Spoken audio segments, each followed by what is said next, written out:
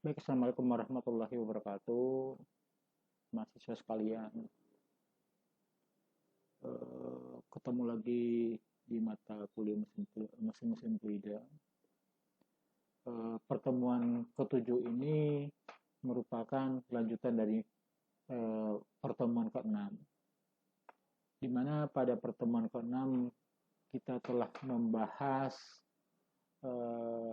satu persatu perencanaan pompa sentrifugal, yaitu menghitung kapasitas aliran, kemudian kecepatan aliran, kemudian mencari major losses, kemudian minor losses, kemudian head tekanan, head total pompa, daya pompa, putaran pompa, kemudian putaran spesifik, daya pompa, kemudian menentukan jenis sudu yang digunakan, kemudian menghitung torsi daripada pompa dan diameter poros pompa, kemudian kecepatan sisi isap, kemudian diameter mata impeller, kemudian diameter sisi masuk. Jadi kemarin kita pada pertemuan ke-6 terakhir di sini kemarin itu diameter sisi masuk impeller yang lebih dikenal dengan D1. Baik, mahasiswa sekalian, kita lanjutkan materi kita yang kemarin, pertemuan ke-6, di mana sekarang kita akan masuk ke segitiga kecepatan, di mana kita akan menghitung kecepatan keliling sisi masuk impeller, di mana kecepatan sisi masuk itu adalah U1, bahwa U1 sama dengan P dikali dengan D1 adalah diameter sisi masuk impeller yang telah kita hitung sebelumnya adalah 0,083 meter dengan putaran dengan mempertimbangkan slipnya adalah 2950 rpm, sehingga dengan memakai persamaan U1 Pi D1 kali N per 60 ini ternyata kecepatan keliling masuk adalah 12,813 meter per detik. Ini adalah kecepatan keliling. Ini gambar segitiga kecepatan daripada sisi masuk pompa sentrifugal. Kemudian kita mencari kecepatan radial pada sisi masuk PR. Itu biasanya PR 1 itu adalah antara 1,1 sampai 1,3 dikali kecepatan V0, di mana kita pilih saja dia 1,3, jadi PR 1 itu adalah 1,3 dikali dengan V0. Karena tadi V0 adalah 3,1 meter per detik, sehingga didapatlah diambil menjadi 4 meter per detik. Kemudian sudut sisi masuk impeller beta 1 yang mana dia itu ini dia. Beta 1 ini bisa kita hitung dengan tangen beta 1 sama dengan PR 1 per U1. Kita dapat PR 1 4 meter per detik, U1 4 per detik. Jadi 4 dibagi 12,83. Hasil pembagian ini kita ini arkus tangenkan adalah menjadi 17,33 derajat Celcius. Jadi sudut sisi masuk impeller beta 1 adalah 17,33. Nah, kemudian setelah kita menghitung tadi adalah menghitung kecepatan keliling sisi masuk, kecepatan dari sisi masuk, dan sudut betanya, beta satunya, kemudian kita menghitung berapa lebar sudu sisi masuk yang disimbolkan dengan B1. Di mana B1 itu adalah key dibagi dengan Pi kali D1 dikali PR1 dikali E1. Nah, di sini Q-nya adalah diketahui dengan kebocoran di pK 2%. E1 itu faktor penyempitan 0,8 sampai 0,6.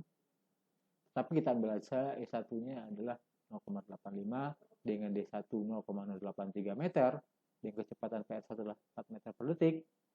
Sehingga dengan memakai persamaan lebar sudut sisi masuk ini diperolehlah lebar sisi masuk ini B1 ini adalah sebesar 0,03 meter atau 30 mm.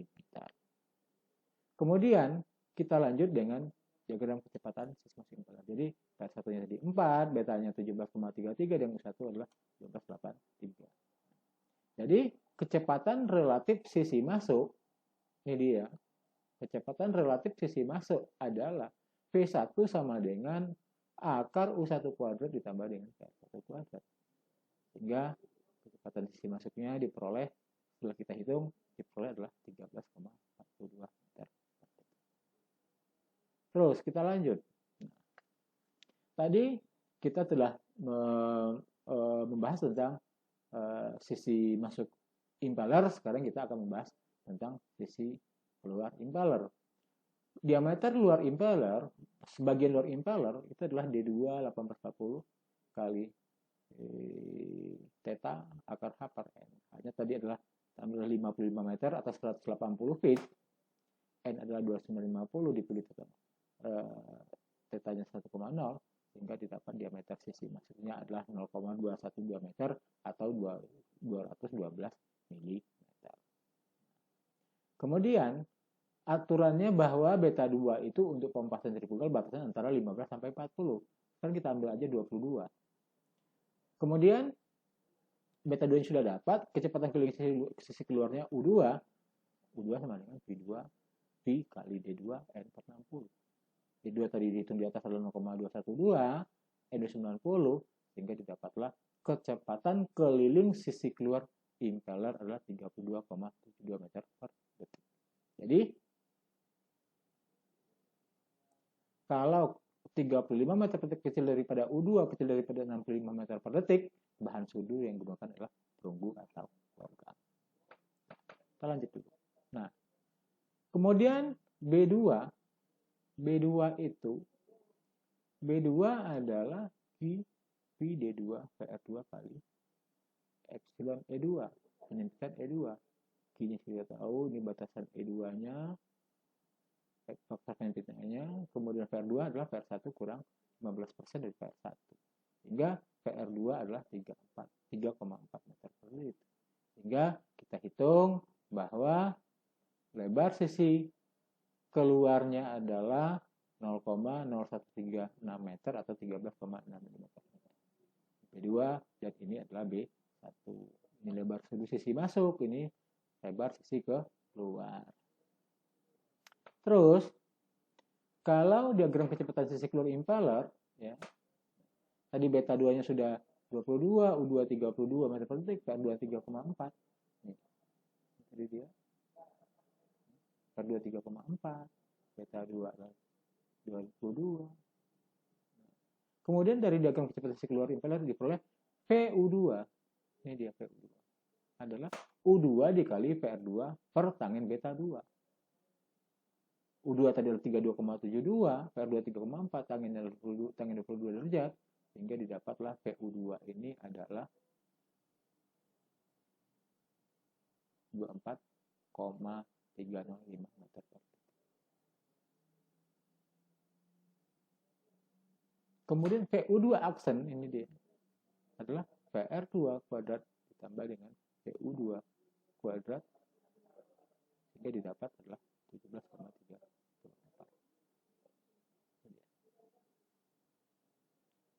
V2 sisi keluarnya adalah PR2 akar PR2 kuadrat ditambah dengan U2 dikurang VU2 kuadrat dikuadratkan sehingga didapatlah V2 9,075 meter per detik. V2 ini yang dia adalah V2. VU2 aksen adalah VU2 kali F. efisiensi 0,7. Sehingga 24,305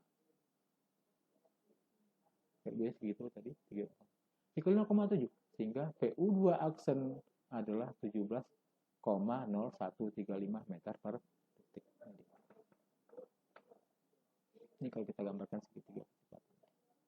Selanjutnya, jumlah sudu. Berapa jumlah sudu? Nah, jumlah sudu itu adalah 6,5 dikali D2 ditambah D1 per D2 dikurang D1 kali sin beta 2 ditambah beta 1 per 2. Dari atas kita telah hitung D1, D2, beta 1, beta 2, D183, D2 212 mm, beta 1 17,33, beta 2 adalah 22.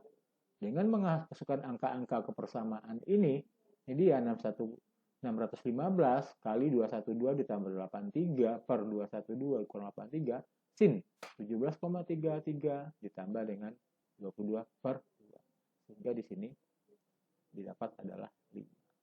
Jadi jumlah sudu impeller untuk desain kita sekarang ini kita membutuhkan jumlah sudunya adalah 5. Jumlah sudu impellernya adalah 5. Nah, kemudian jarak pembagian sudu T1, jarak antar sudu itu tadi sudunya sudah 85, sekarang jarak antar sudunya berapa? D1 dikali Pi dibagi dengan Z. D1-nya adalah 0,083 meter, Z adalah 5, sehingga 0,083 kali Pi dibagi 5, sehingga didapat dia adalah 0,052 meter, atau sama dengan 5,2 cm, atau sama dengan 52 mm. Dah, kita sudah dapat jumlah sudu, kita sudah dapat jarak antar sudu. Tebal sudunya berapa? Tebal sudu adalah T pi kali D. 1 kurang faktor penyempitan dikali sin beta 2 dibagi Z. Maksud angkanya Pi dikali 0,052. Ini karena D dikali 1 dikurang 0,9 dikali sin 22. Sehingga T-nya adalah 0,6 meter atau sama dengan 6 mm. Nah, mengelukis kelengkungan impeller. Setelah kita menghitung, kita menghitung berapa kelengkungan, melukis kelengkungan impeller. Datanya kita perlukan PR1.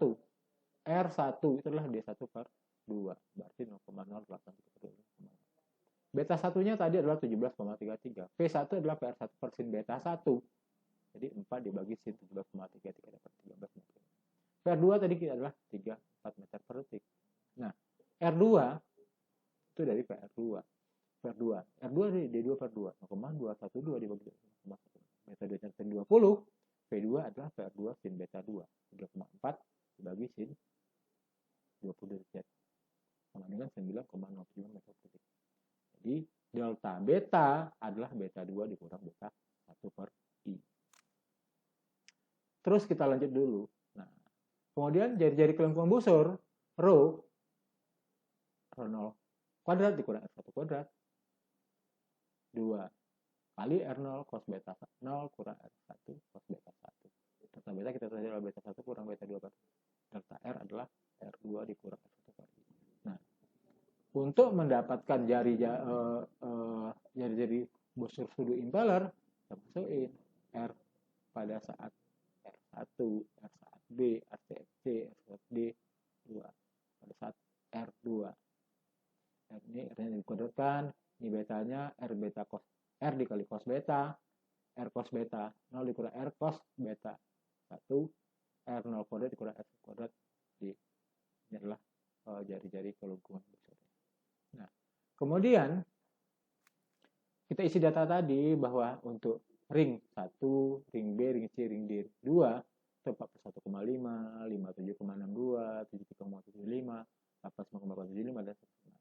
Kita kuadratkan, dapat kuadrat di sini adalah 172,55. Betanya 17, cos betanya adalah 0,095. Jadi cos betanya 3,616. Untuk sisi untuk ring pertama, cos betanya 0 ini 0. Nah, untuk yang kedua baru ada R-nya adalah 57,625, R-nya adalah R kuadrat 33 50,64 dengan beta 18, kemudian cos betanya 0,951 54,85 sehingga R cos beta 2 dikurangi beta 1 15,89. R kuadrat dikurang R1 kuadrat adalah 1598,99 dengan jadi kelengkungannya adalah persamaan di atas kita ini persamaannya ya, dapatlah 52,616 dengan cara yang sama didapatlah angka-angka ini semua. Nah, tadi berdasarkan D1, D2, beta 1, beta 2, R1, R2 ini data yang dari awal untuk mendapatkan data ini. Nih, yang tadi gambarnya ini titik jari-jari 1, B, C, D, 2 itu ini dia tadi. Ini setelah kita lukiskan, ini dapat jari-jarinya, angka jari-jarinya, sehingga terbentuklah inilah suatu garis perlengkungan sudu.